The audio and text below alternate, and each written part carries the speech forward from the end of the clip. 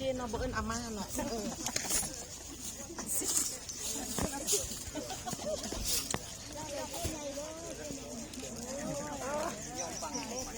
ฟังภาพใจเด้อเจ๊กับเขาตื่น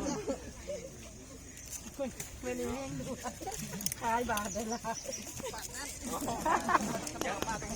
ทำใจได้เจ๊กับใจเด้อลงมาบอกลุงเจ้าไต่ข้อมือเยี่ยมเลยเจ้าตามปากของนาง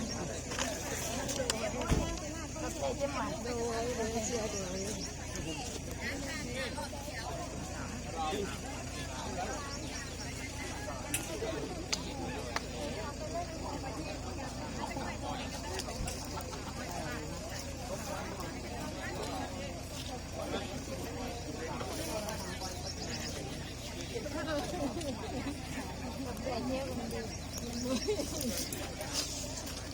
บอกเป็นโฮมน่ะย่างกับเลยขี่ย่างกับเอ้า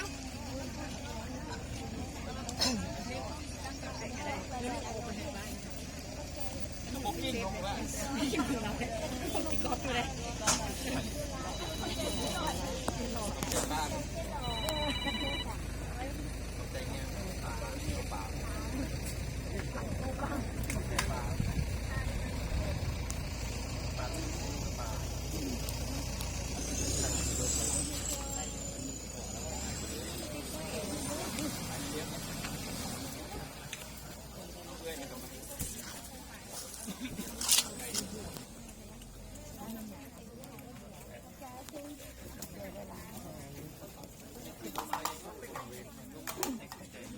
ใจเด้อ